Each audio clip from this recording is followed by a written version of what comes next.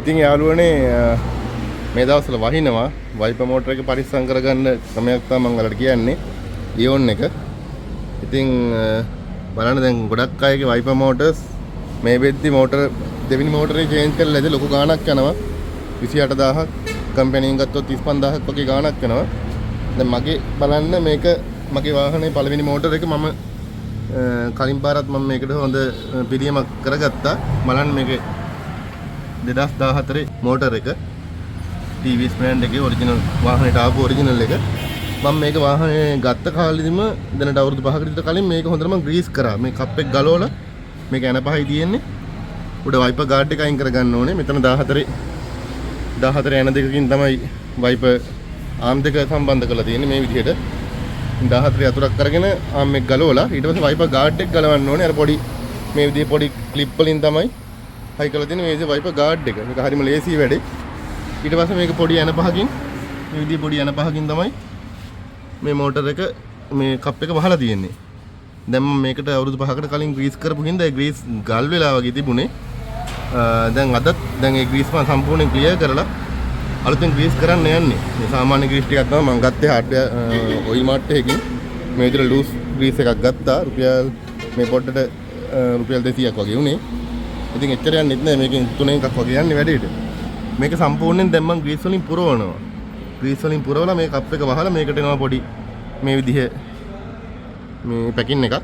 ඒක දාලා මේක වැහුවට පස්සේ ආයෙත් ඉතින් වයිපර් මෝටර එකේ ලෙඩක් ඉන්නේ නැහැ.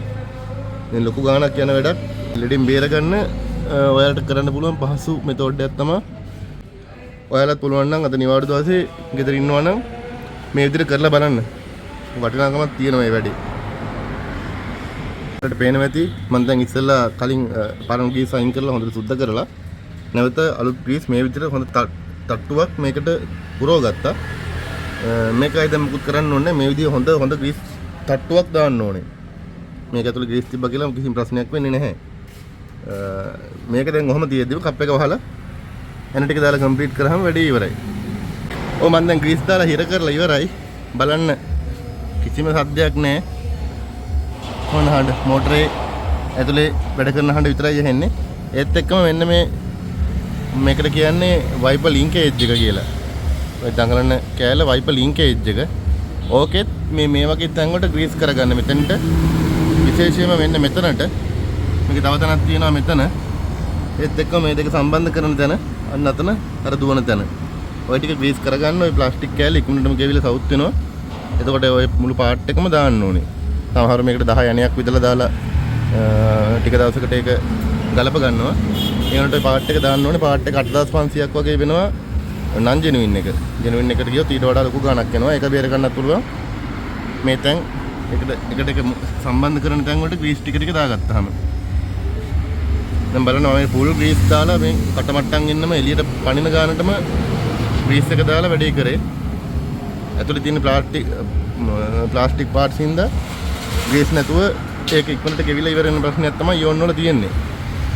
ඉතින් බලන්න දැන් මගේ ගෲප් එකේ තියෙන පරණම වාහනයක් මේක 2014 ඉඳලා දැන් මේ දවස්වලට වහිනවා මේ. මට ආයි නිකමට හිතුණා මෝටරේ කරලා බලන්න. බැලුවම තමයි තේරුනේ ග්‍රීස් එක ටිකක් කර වෙලා තිබුණේ. ඒ ග්‍රීස් ඔක්කොම සුද්ධ කරලා වැඩේ කරේ. ඔයාලත් අද නිවාඩු දවසේ වැඩේ try කරලා බලන්න. ලොකු ඉතුරුවක් වෙන වැඩක්. ලොකු වේදමකින් බේරෙන්න පුළුවන් වැඩක්.